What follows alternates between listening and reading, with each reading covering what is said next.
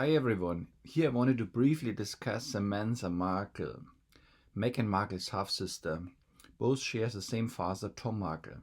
She's 17 years older than Meghan and suffers from the autoimmune disease multiple sclerosis. She's now in a wheelchair. Samantha is Meghan's most prolific critic, described her as a shallow social climber, and keeps appearing in various news channels and morning shows to provide a running commentary on Meghan's life. Here, to better understand her motivation, I wanted to look at her nonverbals, that means her body language and facial expressions. Okay, let's get started. She joins us live from Florida with her thoughts on all of that. Samantha, good morning, because I know it's very early in the morning for you there. So thank you very much for taking the time to talk to us.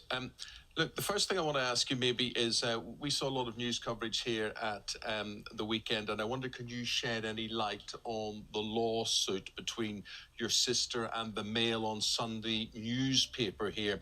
Now, the paper has said they are prepared to defend themselves in court and that your Right off the bat, we notice that she has a very animated face.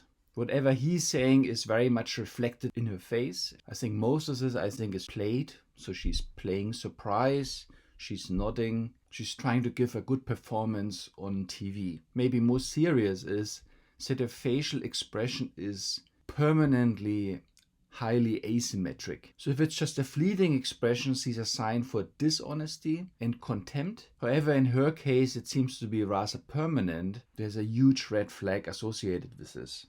And also, I don't know to what degree it might have to do with her illness. This is often a sign there's this inner conflict. So the left side of someone's face is governed by the right hemisphere of the brain, and this is supposed to reflect the personal feelings. And in her case, it seems to be very negative. While the right side of the face, which is governed by the left hemisphere of the brain, is the side we show to the outside world. The left side of the brain is also the side of the brain responsible for logical thinking and planning, and so the right side of the face is then the face we like to present to the outside world, or public face. And when they're permanently out of sync, then this is a sign of duplicity and dishonesty engraved in the face over the years.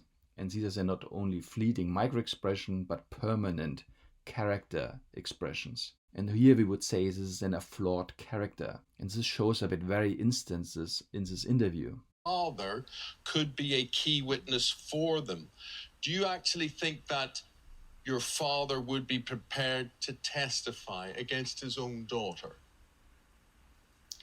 Well, of course he would, and I don't consider it, testifying. Well, I guess it is testifying against her, but the truth is the truth, and so. So she talks a lot about the truth. Based on that, of course, he would testify. There's always this delight going on her face. In German, that would be called Schadenfreude. That's if someone gets pleasure out of someone else's misery. And I think a lot of her motivation is just pure jealousy of her half-sister Meghan.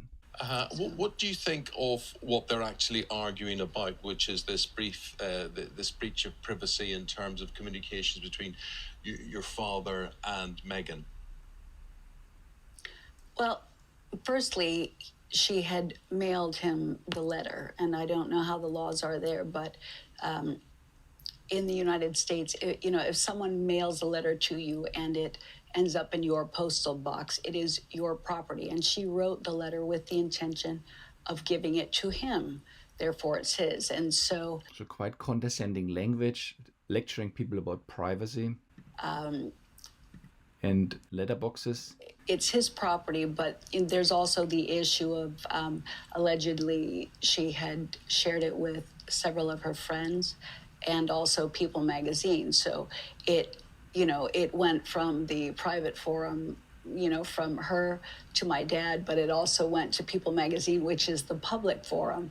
And this claim of breach of privacy doesn't really seem to have a legitimate basis when you consider all of that. It seems somewhat ludicrous. Very strong language. So you would imagine someone from Meghan's family would try to ease all the tension and upset in the media and she's just pouring gasoline into the fire. And she keeps doing it with very strong language, insulting language. And there's always a smirk. In my opinion. Samantha, despite all the things that have gone on in this court case now, it does seem very extreme, despite their different... I also don't like how she tilts her head.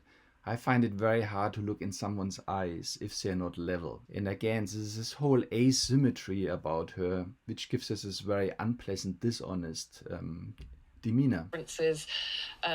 It does seem very extreme for a father to be going into court to testify against his daughter. Why do you think he'd be prepared to do that? Why does he feel so strongly about that? Well, you know, in consideration of the fact that that letter seemingly was written for the purpose of being seen, it seemed to be part of a smear campaign. It seemed to be PR structured, and it was entirely untrue. And, you know, Again, very strong, damaging language towards her half-sister. Let's just go to the juicy bits. Was absolutely PR oriented. Look, what relationship? Big, smirky smile. Setting the record straight rather than just being out there trying to get attention. And yet, you know, the entire time I was still telling the truth. So in a way, yes, I feel vindicated, but under the circumstances, with so many people having been hurt by all of this, our family and the British royal family. Interesting how she tries to connect her family with the royal family, putting them sort of on equal stand. One of those people... I can say it's not always a good thing being right. It's somewhat sad But there's no sadness about her face. to be right in this case. Instead, she's rubbing it in. So she's just a blabbermouth. will be nearer you. Can you see any reconciliation for your father with the couple? Well, I can't speak on his behalf She can't speak on his behalf. She's speaking on his behalf anyway. other than to say he'll have quite a bit to say soon. And as he did say, you know, he's disappointed. Very strong language. I think he is surprised that the royal family has also been hurt by this, Again, equalizing herself with the royal family. and are seemingly disappointed. And I don't see a reconciliation at this time. There's too much water under the bridge. Again, rubbing it in, making things worse. It just is so uncalled for and hurtful. So a reconciliation would not be likely. Smile, smirk. So she's not trying to help anything. She's just gloating on TV. No, and I will let him address that at a future date. But But she's addressing it anyway. and it's sad that he has not had No sadness, except her asymmetric face. the opportunity to meet Archie. But I think it's also sad for Archie, There's no sadness again, smiles. even though he's really small now. As he gets to be a little bit older, my dad is a great dad, and so it's a loss to Archie not to have that opportunity while my dad is alive. Big smirky asymmetric smile, a big sign of dishonesty. From my perception, as I'd seen in the media, I feel, and it appeared outwardly, that she did enjoy it when there was the quote Fab Four, and there were the photographs of, her hair blowing in the wind, and the smiling and the waving, and the contrived British accent. Wow. It was all seemingly great and wonderful then. But she certainly didn't like it. Of avoiding accountability and suddenly, flipping the script, and quite shocking and hurtful that the issue of racism would ever come out, because I didn't see anything that was ever racist in nature. And so it seemed like, a misplacement of blame. This is really hard to watch. So much nonsensical blubbering around. Taken together, there are many signs of dishonesty, starting with the asymmetric smirk, which seems to be a sign of jealousy, and just a very shrewd character.